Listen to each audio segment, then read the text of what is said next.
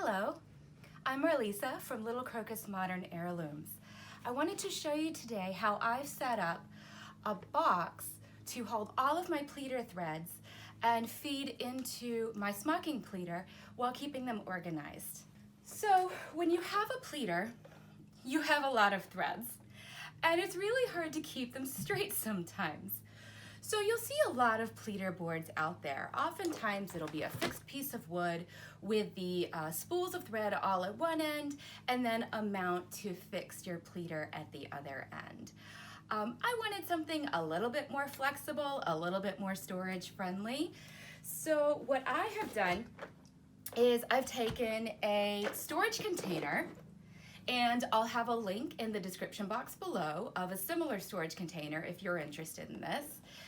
And I love this particular container because it's two-sided, so that maximizes my storage.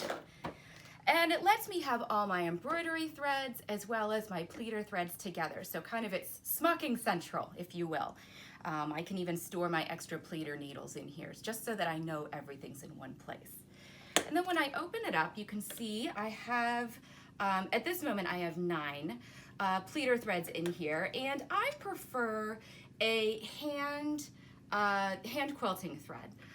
This is advice that was given to me by a friend whose opinion I highly respect, who knows what she's doing, and I've never had any problems either following this advice. So I really like a cotton hand quilting thread or even a polyester blend, just kind of some kind of sturdy thread. It's not something that's going to stay in the garment, so you just want something that's sturdy and, you know, fairly visible.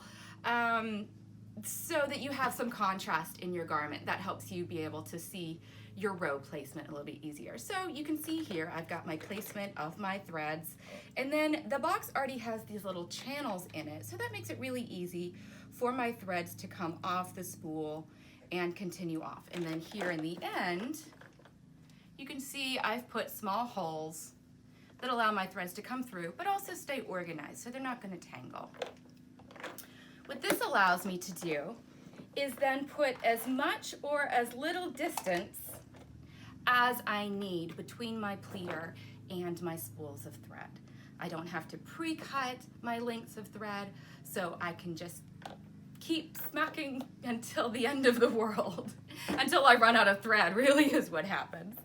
So I just really like this system. I find it very versatile, and I hope you do too. So this will be fairly simple. I have my container here with 1, 2, 3, 4, 5, 6, 7, 8, 9. At the moment, 9 threads in it. And there are already the channels here for the later threads to come through. So I really just need to make enough holes here in the side for each of the 3 threads to come through.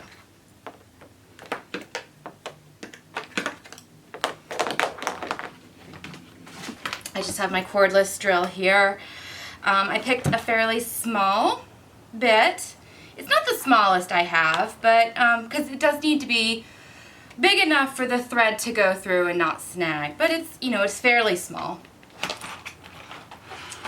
And so I'm just going to stabilize this. And actually, I'm going to do this a better way. I'm going to close my container so that I can set it on end. Okay. So I don't know if you can see that, but that way I can get a better foundation. Okay. And just drill in.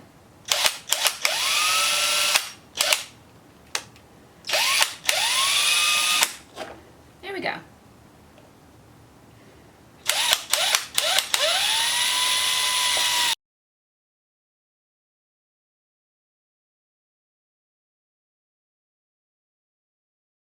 There we go. That wasn't too hard. Now I'll go in and do some cleanup.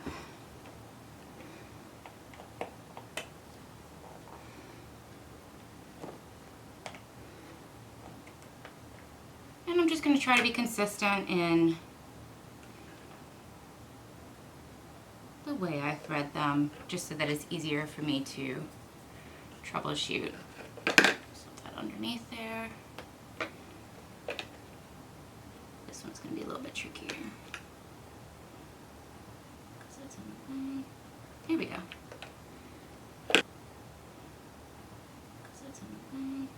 Here we go. And so now you've got, you can see here, you've got 3 threads. 1, 2, 3, coming out here at the side. Just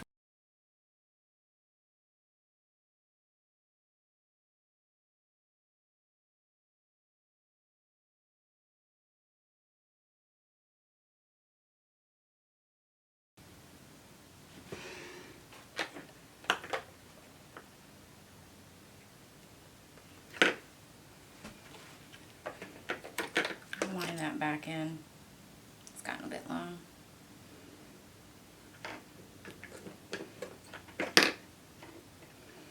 And now we have 9 clean running threads that can go to the pleater. So now I can put my pleater here, give as much room as I need, and have them threaded. So that was pretty simple. I hope you found it helpful. And if you're interested in following along with me as I create an Edwardian-inspired history-bounding wardrobe, please consider subscribing to my channel for more videos in the future. Comment below if you found this video helpful, and I'd love to hear what modern heirlooms you're making right now.